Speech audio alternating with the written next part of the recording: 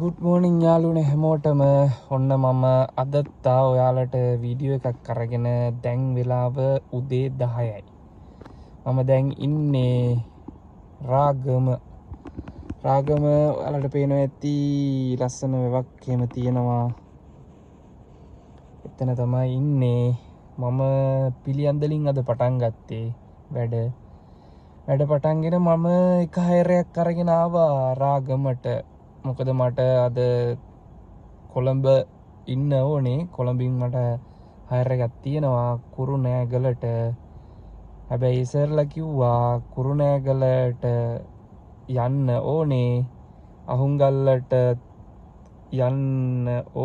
අහුන්ගල්ලට ගිහිල්ලා යන්න අයිඩියා එකක් තියෙනවා. තව පැය භාගකින් එයා කන්ෆර්ම් කරන්නම් කිව්වා අපිට කොහොමද වෙන්නේ කියලා. අහුන්ගල්ලට ගිහිල්ලා කුරුණෑගලට ගියොතින් ඇත්තටම අද දවස ගොඩ දාගන්න පුළුවන්. ඉතින් මං ඔයාලට පෙන්නන්නම් පිළියන්දල ඉඳලා ආපු හයර් එකට කීයක් වැටුණාද කියලා. ඔන්න 4529ක් වැටලා තියෙනවා. දැන් මං ඉන්නවා බලාගෙන පික්මි එකයි උබ එකයි දෙකම ඔන් කරන් ඉන්නේ. මට දැන් කොහොමත් කොළඹට යන්න ඕන. ඔන්න එහෙනම් යාළුවනේ මං ආවා පිළියන්දලට. පිළියන්දලමයි බෝඩිමට. වෙලාව 10යි කාලයි. අද මම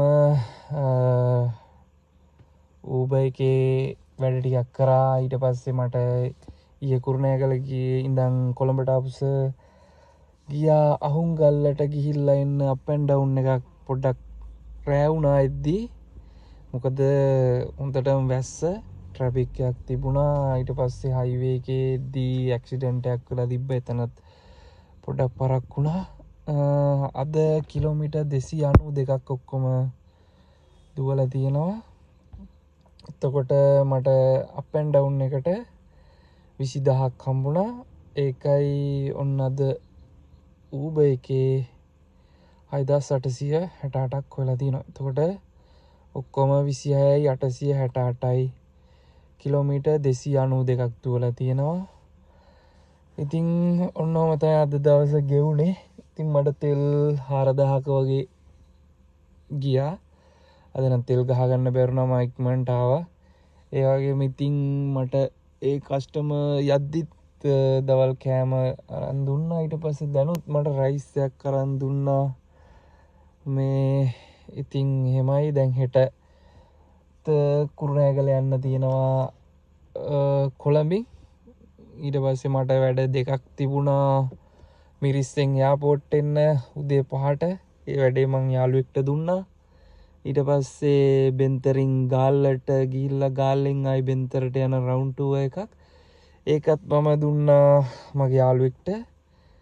ඉතින් හෙට දවස බලමු කොහොම වෙයිද කියලා. ඔන්න ඔහමයි අද දවස ගෙවුනේ. ඉතින් ආයි ඉතින් වීඩියෝ එකකින් හමු වෙමු. අපි බලමු ඉතින් ඉස්සරහට කොහොමද වෙන්නේ කියලා. හැමෝටම එහෙනම් ජය වේවා. බුදු සරණයි.